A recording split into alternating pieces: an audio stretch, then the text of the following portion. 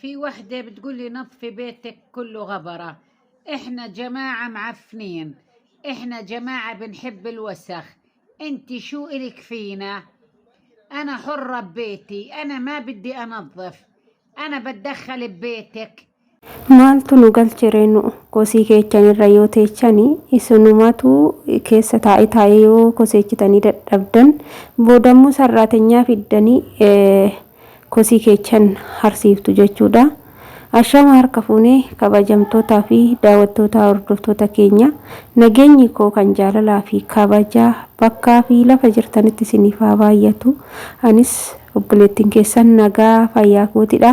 Eegaa viidiyoo irratti jechuudha akkuma sagalee giiftii duree addee madaamii dhaggeeffatanii nuti xuraawaan jaalannaa, nuti haala kanaan guddannee maaltu siin galcheedha jechuun isaanii si jammare jechuudha. Ka haasaa jalqabaa irratti arabdoonni jechuudha ka'anii waa hojjechuu irratti ka isaanii iskazidha yoo sinin jedhu sarraatenyi matti fidu malee wanta qoshaashaa xuraawaa kana ka hojjechuu fi qulqulleessuu hin barbaadani yeroo baay'ee jechuudha. Indoom waan na mudate tokko na yaadachiifte jechuudha. Gizeen biiroodhaan hojjedhu sanii jechuudha. Ka biiroodha biiroon immoo ji'a 2-3 hojjennee sanii olis hojjechuu hin dandeenya mana biraa jijjiirranna jechuudha. Yeroo sanitti sammuun kiyya na dhuufuu nagahee dhugaa waaqayyo ani kaasumarraani warroota ala hojjettani waaqayyo bichaan obsa isinii haa kennu, waaqayyo bichaan tigisti isinii haa kennu dhugaa waaqayyo. Osoo nagammaa biiroo hojjedhee mana kan hojjedhu ta'e qaataan maraadhayyuudha jechuudha. Innaa mana takka maaltu na mudate seetanii gara galgalaati sa'aatiin isaan dhufanii biiroo irraa na fudhatanii akka carraani har'umti ganama hojii irraa ba'een galgala immoo dhufanii na fudhatanii jechuudha. Yeroo achi dhaqu haadha manaa ilmaatii fi ijoollee afuriidha kan jirani. Mana osoo hin taane mana hoolaan itti galuu, manni hoolaa goronnoon hoolaa baxxaragamee bareeda jechuudha. Kana hin beeku jechuudha. Bineensuu agana akkana godhe keessa hin taa'u jechuudha.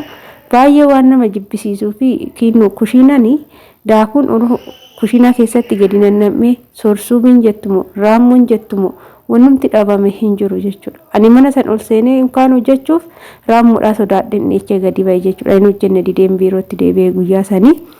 Amma sirratti yoo deebine jennu amma sarraatenyoonni jechuudha. Arabdoonni yeroo sarraatenyoota nu fudhatanii yeroo jalqabaatitti baay'ee nu tuffatu jechuudha. Akka qoshaashatitti nu laalu deebi'aniiti bakka yoo barbaadanii bakka wanta garagaraa namaan jedhu bakka baay'ee nu tuffatu jechuudha. Amma kan tuffatamuu qabu nu immoo isaanime nutis immoo isaanin tuffanna maaliif jennaani haala isaanii akkaataa isaanii hin argina. Manni isaanii osoo sarraatenyaan keessa hin jiraanne manni isaanii taasumallee qulqullina hin qabu jechuudha. Amma ayyuu kun akkuma argaa jirru ganama boroo kaanee nuti duddi keenya itti nu citee itti goggonnee gubannee hojjenna. Guyyaa yoo ga'e isaan qaata xureechanii qaata balleechan keessattuu ana wanni na guggubee bakka waan godhu dhabee beektu mana arabaa kana keessaa tokkoffaa wanta bakka na cinceechuu namoonni akka kiyyaallee yoo jiraattamee koomenti jalatti barreessa. Yeroo alaa dhufanii jechuudha. Yeroo alaa dhufanii caamman isaanii dhoqqeellee haa qabaatu waan fedhe haa qabaatu kan ani dudditti koona citee hollachaa makaraa argee kinu saramikii adii kana qulqulleeche isaan dhoqqee alaa fidanii saramikii sanirra deemu jechuudha. Bakki isaan itti dhaabbatan sun immoo akka kottee horiitti mul'ata jechuudha. Yeroo san immoo baay'ee naara baay'een gubadha jechuudha. Dhugaa waaqayyo yoon dubbadhe maaliif jennaan inde namni tokko wanna tokko itti dadhabee gubatee qulqulleesse isaa sa'aatii 2 osoo hin turin gaafa balleechani baay'ee nama aarsaa baay'ees nama gubaa isaan nama akkanaati jechuudha. Garuu mana sarraatenyaan jirtu manni isaanii nutsuudha. Mee mana sarraatenyaan hin jirre deema yoo deemtanii beektanii jechuudha. Akka carraa madaamii teecha wajji yoo deemtan mana sarraatenyaan hin jirre yoo deemtanii mee manuma san dhaqaa laala kushiinaan jechuudha. Keecha ol seenuu fi miti bakka bishaan dhuguuf keecha ol seenuu hin dandeechan jechuudha. Inna yeroo baay'ee biiroodhaan yeroo deemee hojjedhu jechuudha. Gizee hunduma kushiinaan komadiinoo keechatti meeshaa nambisan ani maal akka ta'an bichaan beeku bakka sarraatenyuma abdatanii saniin booda birriin kun itti tole sarraatenyaa fidanii mana tokko fa'a guyyaa sadii niqe jechuudha. Kushiina naa dhumachuu dide, meeshiin kushiina naa dhumachuu dide, kan ala taa'u kun irratti goggoga, kan irratti goggogu kun namaan ba'u. Akkasitti nuti hojjechaa jiraanna jechuudha. Mana isaanii kosii isaanii irraa gadi haree kan nama isaan godhee dhaabee isaan deemaa jiranii nu'u jechuudha balaa keenyaaf jechuudha. Gara kan kosii isaanii kana fossitee makaraa kee argitee gubattee gaafa manni sun qulqullaa'ee mana namaa fakkaate kinnu akkuma waan duraan manni ishii yeroo hundumaa akkasitti qulqullina qabu wayi goda keessa sotti jechuudha waan si ajajju. Goda keessa sotteet si ajajji jechuudha. Amala akkanaa mallattoolee akkanaa yeroo baay'ee madaamota irratti argaa. Inna deebiteet immoo maal gooti? Akkanatti lafaan xaraguu eegalti jechuudha. Kaleecha kosii sunumaatti fakkaanne amma immoo qulqullinaadha sidaatii godhatte qoshaashee lafarra sotti jechuudha. Akkasii kanaadha. Osoo ani wanna biraatii miti. Ji'uma sadiif jechuudha biyyi Arabaa kun cufame waanuma isaanii jaan argee maal akkan jedhuun beeku jechuudha. Ji'uma sadiif jechuudha. Arabdoota kan jiranillee kana jirullee keessaa nu galchanii yookaan immoo birmadoota eenyuun hojjetinaa nuun jedhanii kan immoo biyyarraallee fiduu didanii biyyoonni hundumtuu saraatenyaa Arabdoota irraa dhaabee biyyi Arabaa maal akka ta'u hin beeku jechuudhaan. Inna akkasiidha. Kanaaf jechuudha kan akka nuyi qulqullina qabu, kan akka nuyi madaamii bareechu, kan akka nuyi mana isaanii bareechu, kan akka nuyi uffata isaanii bareechu ni jira. Hin jiru. Nuti bara warqiidha dhugaa rabbii dubbachuudha.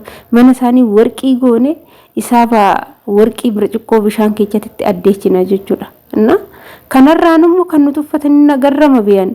Qallaali nama tuffattu jechuudha madaamonni tokko ijoolleen akkasitti wanni akkasii kan sinqunnamee jiraate ijoolleen isaanii hoo akkatti isaan nama tuffatan kanuma bari gizee shintibeetii seenan bakka gattaa san dhiqatanii kan hin dandeenyetu bar dhufee nama tuffata dhugaa waaqayyo. Inna yeroo sassani nama garramu jechuudha. Garuu dhiqaa luka keenya hin gaani jechuudha san. Dhiqaa luka keenya nuti bar biyya keenyatti soo ta'e warra keenya hojjennee fataa gooneti jechuudha. Mee daa'imman isaanii kan waggaa 15 kan waggaa 20 bar hojiin beeku. Hojii wanna takka hin beekani jechuudha. Inna baay'ee nama ajaa'ibu garuu nuunoo hojiin beektu, hojjechuun beektu. Maaliin beektu nuun jedhu jechuudha ijoollee teenyan. Garuu immoo kan akka isaanii osoo isaanumti mana namaa deemanii unkaan akka hojiin beektu miti waan takka jechuudha. Kan amma dubartiin amma heerumtu saraatenyaa abdattee heerumtu jechuudha dhugaa dubbachuudha. Yeroo heerumtu kan abbaa manaa ishee sanii nyaata hojjettu kan waan tokko godhu saraatenyaa abdatti yookaan hoo maal godhu? Nyaata kana yoo hojjetani wanti bishaan yoo tuqe cubbuudha natti fakkaate waa dhiquu hin beekani jechuudha. Distuma keessatti gadi darbu. Sobaniyoonni jedhanii akkasumatti bakka maal abbo kana keessa nuti uffatu jechuudha. Kanaafi hordoftoota kiyya kaay nuti warqidha. Indoon mindaan keenya nuti xiqqaata. Mindaan amma nuti ijoolleen biyya Arabaa dhufanii warroota haarawaatii fi kuma tokkodha. Ijoollee afaan beekaniif immoo 1,200 fidaa jiru jechuudha biyyaanii jiru kun Saudi Arabiyaanii.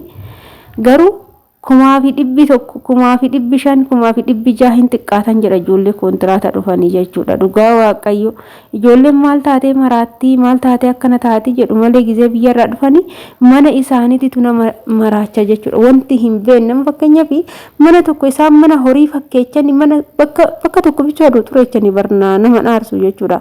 Mana hundumaa mana horii fakkeechu sila ijoolleen gaafa dhufte mana agana ga'u kana isaa yookaan kan guyyaa mana san seente eegaltee galgala ganama mana agoyi ganu kanin hojjetti booda hin tafashti jechuudha. Akka sammuu taate akkamta akka sammuu taanere kanaaf jechuudha ijoolleen teenya baay'een keessatti amma kan dhufaa jiran ijoolleen daa'imman jechuudha. Yaada qumatiin isaaniitiif foon isaanii gurguddata malee nama ijoollee hojii biyya Arabaa danda'u miti jechuudha.